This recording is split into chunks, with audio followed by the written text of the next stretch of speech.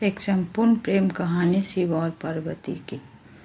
प्रेम शब्द में 2.5 अक्षर होते हैं जो 2 पूर्ण और 1 अधूरे शब्द से बना है। कहा जाता है कि प्रेम शब्द ही अपूर्ण है, इसलिए हर किसी को यह पूर्ण रूप से नहीं मिलता। परंतु शिव जी और पार्वती जी की प्रेम कहानी अनेक कष्टों के पश्चात ही सही पर पूर्णता प्राप्त प्रेम का प्रमाण है। चाहे इस प्रेम को संपूर्ण होने में युग युगांतर लगे हों। इस प्रीत में पार्वती जी का कठोर तप तो शिव जी की सदियों की प्रतीक्षा समाहित है। इन दोनों जितने अद्भुत जीवन साथी आज तक कोई नहीं हुए। तीनों लोकों के स्वामी होकर भी शिव जी के पास ना स्वयं की धरा, ना ही स्वयं का आकाश रहा, बस प्रकृति की गोद में बसा कैलाश पर्वत ही उनका निवास स्थान हुआ।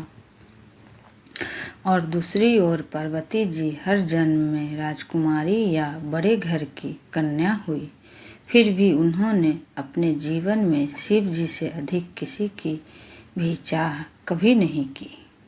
शिव जी सकल सृष्टि के स्वामी, परंतु अज्ञानियों की दृष्टि में एक अघोरी से ज्यादा कुछ नहीं। पर उस दिव्य स्वरूपा देवी ने शिव जी को जो पूर्णता दी, उससे वे देवों के देव महादेव बन गए। पुराणों में वर्णित है कि पार्वती जी ने शिव जी की अर्धांगिनी बनने के लिए 108 बार जन्म लिया। अंतिम 108वीं बार में वे पार्वती जी बनी। पार्वती जी के स्वरूप से पहले उनका जन्म दक्ष प्रजापति की कन्या के रूप में हुआ। तब उस जन्म में भी उन्होंने प्रेम से वशीभूत होकर शिव संग प्रेम विवाह किया, परंतु उनके पिता प्रजापति की इच्छा रही थी कि सती विष्णु जी को वरण करें ताकि वे सब प्रकार के वैभवों से युक्त व प्रसन्न रहे। पर सती तैयार न हुई, बल्कि उन्होंने घोषणा कर दी कि मेरा वास्तविक सुख तो महादेव में निहित है। सती रूप में शिव जी की भक्ति की और दृष्टा से उन्हें पति के रूप में पाया। इसी बात से दक्ष प्रजापति शिव जी के विरोधी बन गए और अपना सबसे बड़ा शत्रु अपने ही जमाता अर्थात शिव जी को मान लिया। शिव जी को तुच्छ दर्शाने के लिए दक्ष ने एक महायज्ञ का आयोजन किया, जिसमें सभी देवी देवता, यक्ष, किन्नर, साधु, संत, ऋषि, मुनियों को बुलाया गया, बस स्वयं की पुत्री और जमाता को छोड़कर। इस यज्ञ में जाने हेतु पार्वती जी ने शिव जी को समझाया कि आमंत्रित तो परायों को किया जाता है, अपनों को नहीं, और वे वहां बिना बुलाए पहुंची तो उन्हें अपमानित होना पड़ा। उन्हें शिव जी की बात ना मानकर गलती हो जाने का भान हुआ और जब उन्होंने शिव जी के प्रति अपमानजनक शब्द सुने तो वे यज्ञ के अग्नि कुंड में कूद गईं। शिव जी को जब पता चला तो उनके गणों ने यज्ञ भंग कर दिया। सती ने पुनः जन्म में पुनः शिव जी से मिलने का वचन देकर प्राण त्याग दिए। शिव जी माता सती का मृत शरीर लिए विक्षिप्त से घूमते रहे। तब विष्णु जी ने सुदर्शन चक्र से 51 भागों में सती का तन काट दिया, जो आज भी 51 शक्तिपीठ के रूप में स्थापित है। वर्षों वर्ष शिव जी का वियोग कम नहीं हुआ, बल्कि बढ़ता ही गया। वे संसार से विरक्त हो गए। इधर सती ने वादा निभाते हुए पर्वतराज हिमवान और रानी मेना के घर पुत्री के रूप में पुनः जन्म लिया। पर्वतराज की पुत्री होने के कारण उन्हें पार्वती नाम मिला। नारद जी ने किशोरी पार्वती जी को जीवन साथी के रूप में शिव जी को पाने के लिए तपस्या का मार्ग बता दिया। तब पार्वती जी ने अपनी सखी को हृदय की बात बताई तो उनकी सखी उन्हें घोर बियावान जंगल में लेकर गई, जहाँ पार्वती जी ने अन्न जल का परित्याग करके विभिन्न कठोर से कठोर तप सहस्त्रों वर्षों तक किए। तब शिव जी ने सप्त ऋषियों को पार्वती जी को समझाने के लिए भेजा।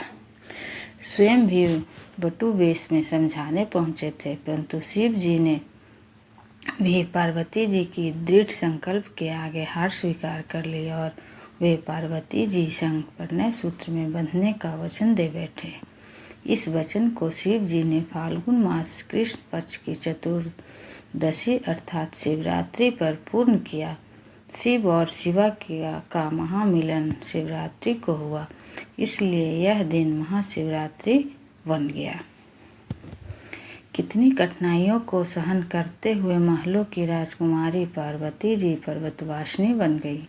पार्वती जी ने एक बार अपने लिए घर की इच्छा भी की, तब शिव जी ने उन्हें लंका बनाकर भी दी थी।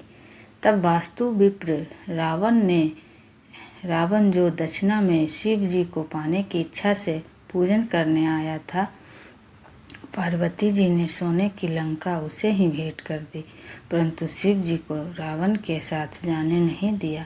पार्वती जी ने किसी भी जन्म में भोले भंडारी के प्रेम के अतिरिक्त कोई धन वैभव नहीं चाहा, बल्कि जीवन की हर परिस्थिति में शिव जी का साथ सूर्य की किरणों, पुष्प में सुगंध तो शरीर संग प्राण बनकर निभाया।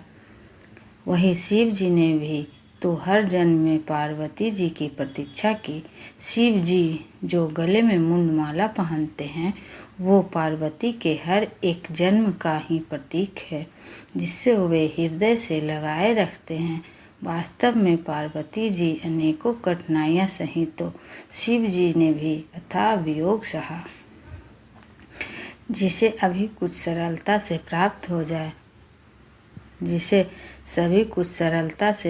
प्राप्त हो जाए उनका जीवन कभी पूजनीय नहीं बनता।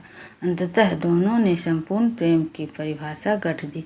आज के युग में जहाँ प्रेम प्रीत के मायने बदल गए हैं, जहाँ प्यार का स्थान अर्थ भोग विलास ने ले लिया, वहाँ शिव शिवा का निश्चल निस्वार्थ अडिग प्रेम सभी के लिए प्रेरणादायी है। तभी तो आज भी भक्तगण सदियों बाद भी इस संपूर्ण हुए प्रेम के दिवस को महाशिवरात्रि के रूप में विशेष उल्लास उमंग ऊर्जा से मंदिर घर पंडालों में पूजन व्रत करते हुए रात्रि जागरण के साथ मनाते हैं। साथ ही महादेव और महादेवी से इसी तरह पूर्ण प्रेम को पाने की कामना करते हुए जीवन में संपूर्णता और सकल सुख पाने की भी इच्छा करते हैं। इस संपूर्ण युगल जगत के माता पिता का आशीर्वाद सभी के जीवन पर सदा बना रहे। दोस्तों, कहानी कैसी लगी कमेंट करके ज़रूर बताएं। वीडियो को लाइक और चैनल को सब्सक्राइब करें। धन्यवाद।